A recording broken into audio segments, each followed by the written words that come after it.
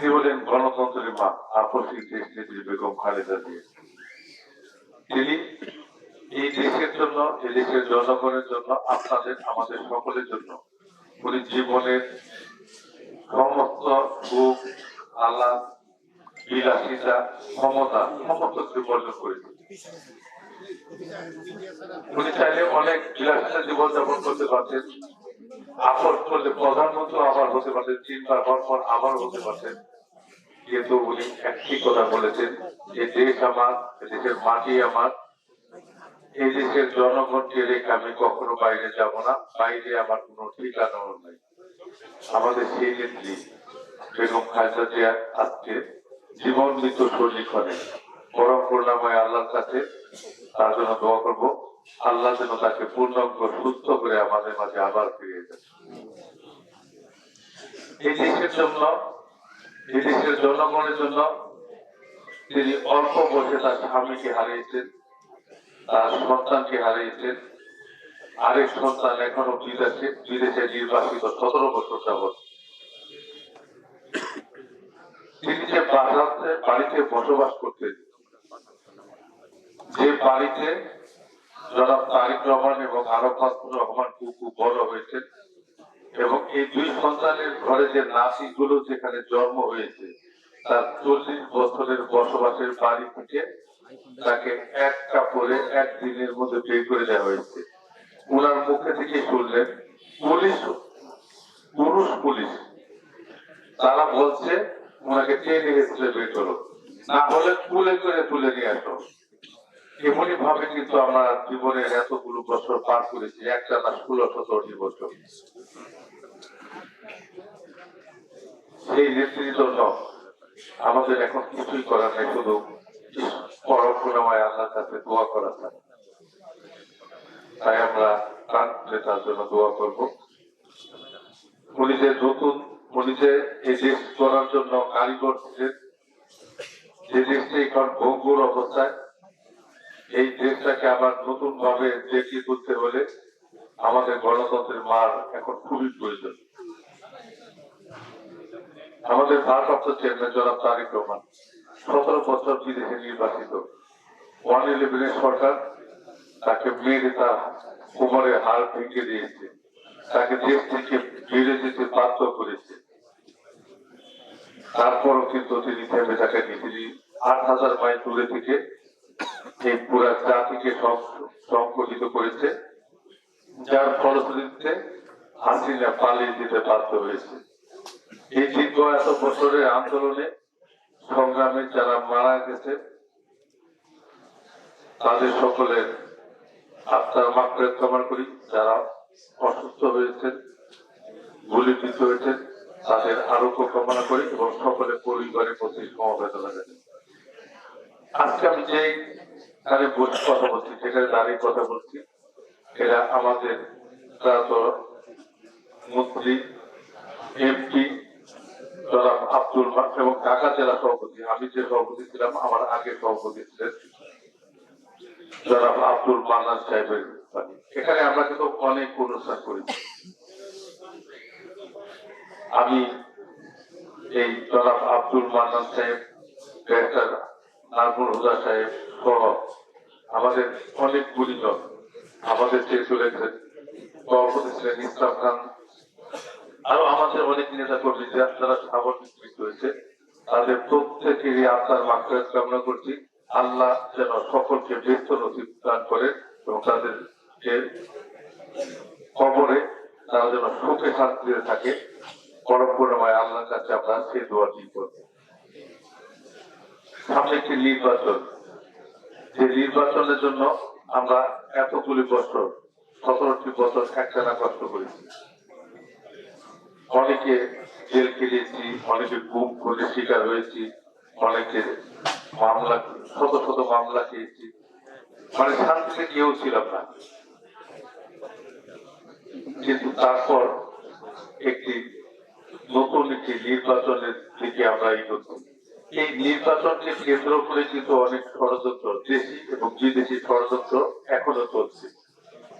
যেদিন তফসিল ঘোষণা দিল তার ঠিক পরের দিন ঢাকা ৮ আসনের স্বতন্ত্র প্রার্থী হাদিকে গুলি করা হলো খুন করার উদ্দেশ্যে।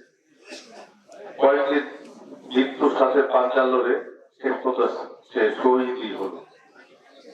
এটাই যে শেষ ঘটনা তা না, এই ধরনের আরো অনেক ঘটনার জন্য আমাদেরকে প্রস্তুত থাকতে হবে। কারণ ষড়যন্ত্রকারীরা কিন্তু থেমে নাই। এই দেশটাকে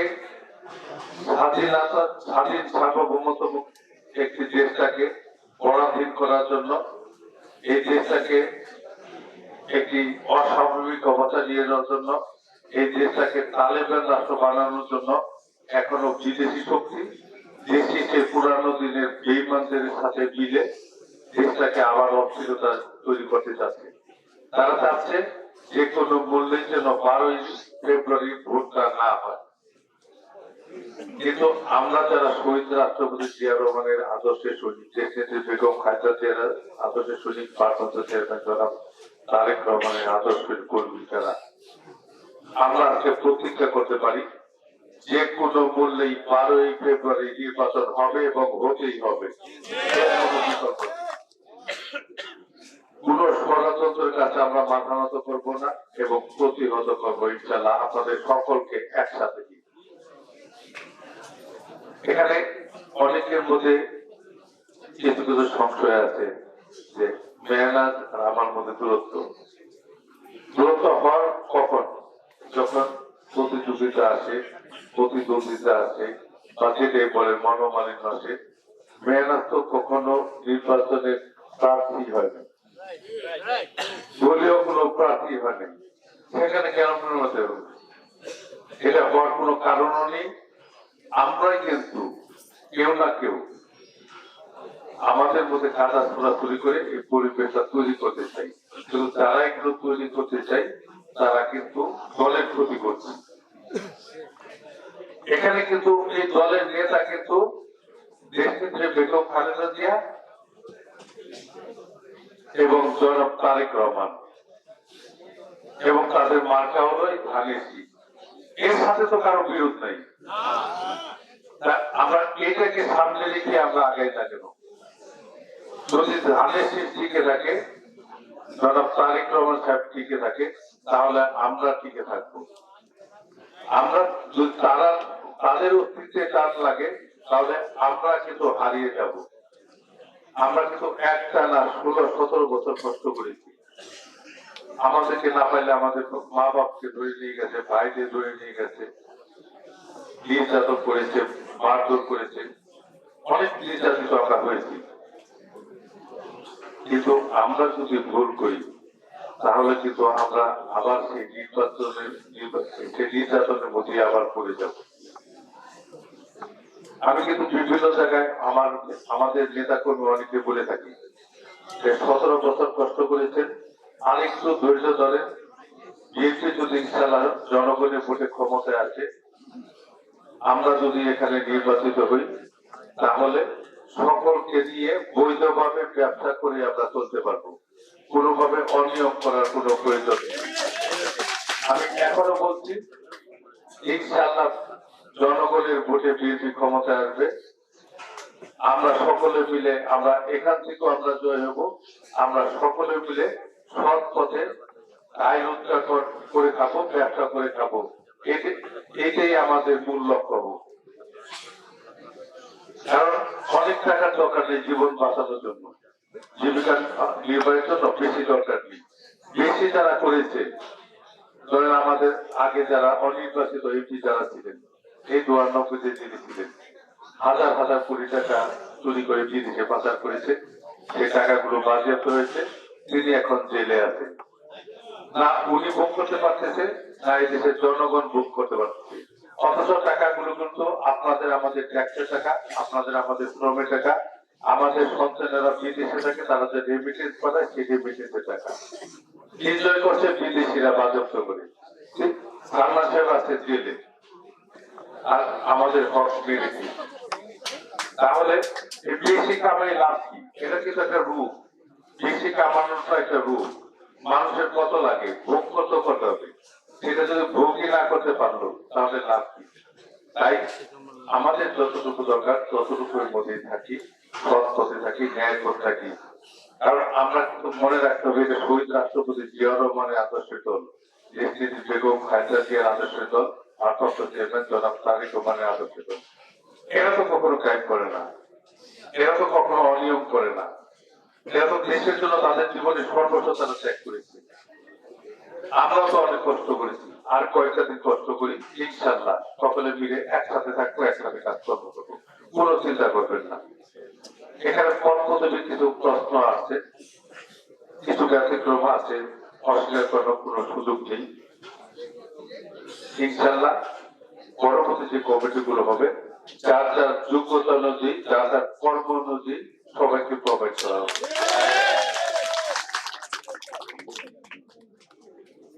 প্রতিপক্ষরা কিন্তু থেমে নেই। আমরা এই নির্বাচনী কমিটির একটা খসড়া নিয়েছি, পূর্ণাঙ্গ কিছুই আমরা করিনি।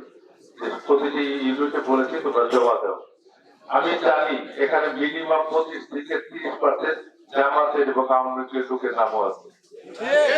আমি সেগুলি আমি নিজে দেখবো, নিজে দেখে বসে যারা যারা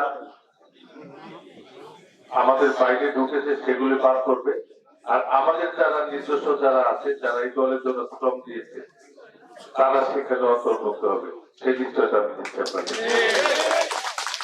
কারণ এই দলটা কিন্তু আমাদের সকলে, যারা একদিনের জন্য দলের জন্য কষ্ট করেছেন, যারা একদিনের জন্য এই দলকে ভোট দিয়েছেন, সকলেরই কিন্তু একটা অধিকার আছে। আমি কেন তাদের অধিকার থেকে তাদের বঞ্চিত করবো? আমি কে? সভাপতি ছিলেন, তিনি আজকে নেই। মানান ভাই সভাপতি ছিলেন, তিনি আজকে নেই। আমি সভাপতি আছি, কালকে আরেকজন আসবে। কিন্তু আমার সময়টুকুর মধ্যে আমি অনিয়ম করে আমি পাপের ভাগী হবো কেন? আমি এই বদনামের ভাগটাই দিব কেন? বা আমি অন্যের কাছে, আপনারা যারা দলের জন্য আছেন, আপনাদের কাছে আমি কাল হবো কেন? দায়িত্ব তো আমি নিব না। তাই আপনাদের কাছে অনুরোধ, আরেকটি অনুরোধ, যে আমরা কিন্তু কোনো না কোনো ভাবে কিছু না কিছু ভুল করি, মানুষ তো ভুল করতে পারি, তবে সেগুলো সংশোধন করে যেন আমরা নিজেদের চলি।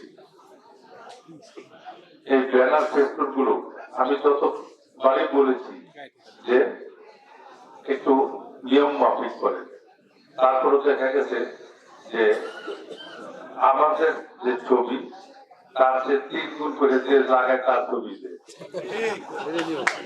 আমি কিন্তু নিজে অনেক ছবি অপারেশন করেছি,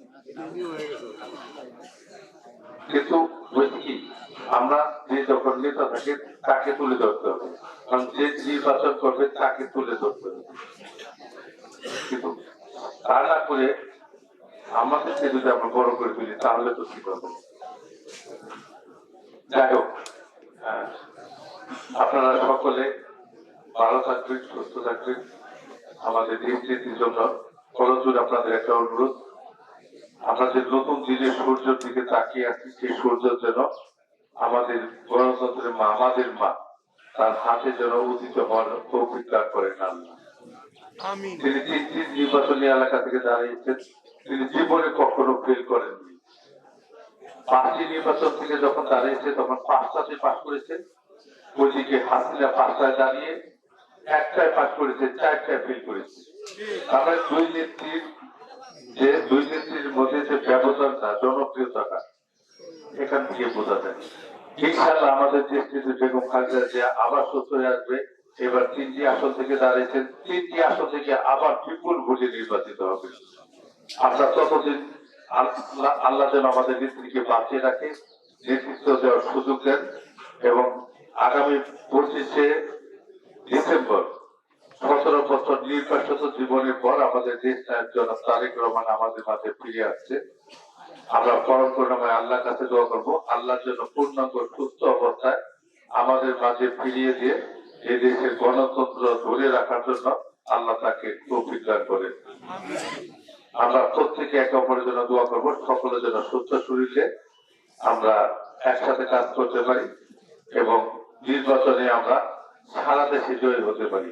আপনারা যারা আছেন, আপনারা যদি ধানের শীষে ভোট দেন তাহলে কিন্তু যথেষ্ট না, আপনাদের পরিবার পরিজন যারা আছে সকলকে নিয়েই ভোটটা দিতে হবে।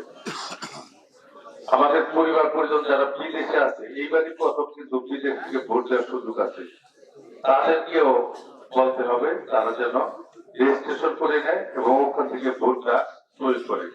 সকলে মিলে যদি একসাথে করি তাহলে আমাদের বিজয় নিশ্চিত হবে এবং কারো ক্ষমতা নেই, পুরো অপশক্তির ক্ষমতায় আমাদের বিজয়কে আটকে রাখে।